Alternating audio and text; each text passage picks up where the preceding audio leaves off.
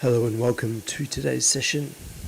Thank you for joining today. We're looking at the DAX and we've actually had a nice gap up today from last week. Basically, the market had an excellent buy off the pivot. Now, so I actually got long just above the previous day's high. So I came down, filled the previous day's high, and I held that. So I took a bit of heat and basically just practicing the fact that the DAX tends to go up. There's a long bias, and ignoring that, which I have, I guess, essentially always done that, is a really, I guess, not a wise play. So what I've been doing just last week, even though we're super high in historic terms, you look back last year and we're still on massively high pricing even back then, but compared to now, it's like, that would be considered a low point. So it's all perspective, and, in say 6 months to a year's time, this current price could effectively be a low point as well. So, who are we to judge that the market is overvalued? There's a lot of money in the world, and sometimes it's hard to remember or fathom how much money is being created every day, how much, I guess, effort and energy people put into not only creating wealth, but adding to the stock markets and fueling this growth that we've seen. So anyway, that's been my little thing for the last week. I've just been trying to just simply buy the index from reasonable locations, and I think that trade, so even though I got in up here somewhere, where was it? I think it was like up here, and then I got out down the bottom, like pretty much on the S2 there, or the R2 I should say. So there's about 100 points in that, a little over. Quite good. So that was for, let me check, one lot. I paid $20 in swap. So all in all, I think I made about $150 over that weekend period holding that trade.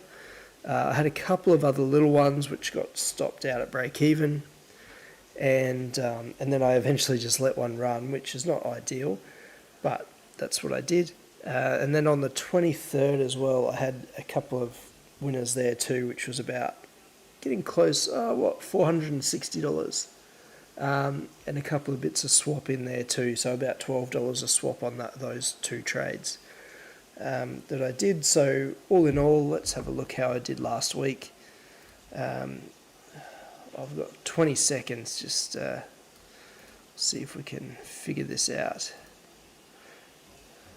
So all in all, I made only about $271, so it wasn't a great week ultimately, because I had a few losers. Now, looking for some volatility today, hopefully, if we can get it.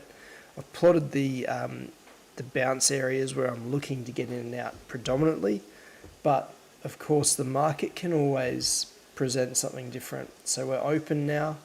We're going to use the order flow. So we've got Tradovate showing us the order flow. This is all the futures contracts in and out of the market for the full contracts, the FDAX, and also the FDAX Mini. So you got the mini contracts, because sometimes the mini shows information that you don't always see on the full DAX, and if it ties in with what you're thinking on the CFD charts or your pivot point analysis or otherwise, sometimes it can just be a bit of backup to say, right, I think this is what's going to happen, because not everything plays out on the full DAX contracts. So we'll just wait and see. I'm probably hoping that we do get up. I've just spread this out a bit. I'm hoping that we do get up to the R3 so we can go for a bit of a short sell. I wouldn't want to buy from here, particularly because we've got the extreme gap down at 24274, and then we've got the close down below that. We've also got the breakout short and the S1 are very close together. They're very tight, indicating that perhaps the market might get down there and potentially reject off that. So we'll have to wait and see what happens there. Now, very slow start. The market's open and we're just hovering. So once again, it's probably going to be one of those sessions where we've got to wait for the market to get into position. It's not going to happen at the open, unfortunately. So it's a little bit frustrating, but you can't always just have a 1 minute workday and move on. So really just about patience today, I think, and waiting for the market to get to these different levels, so the pivot points. Any one could see a rejection, but ultimately if we can get all the way down to this confluence down here, that would be great to buy from potentially. We should at least make the previous day's high, but if we make that, I think we'll come all the way down to the close. If we do get all the way up to the R3, often it is worth a short.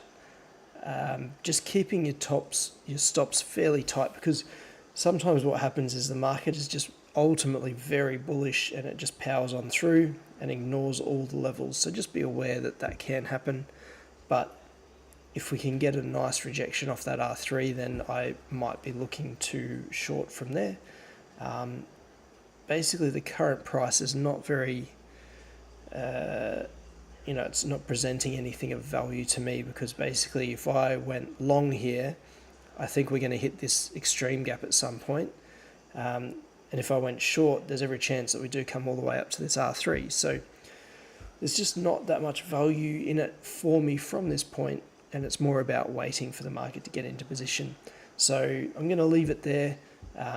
Just keep an eye on the pivot points, and of course the order flow. If you see anything out of the ordinary when these pivot points are reached, then sometimes that can be an indication that the market is going to respect the level.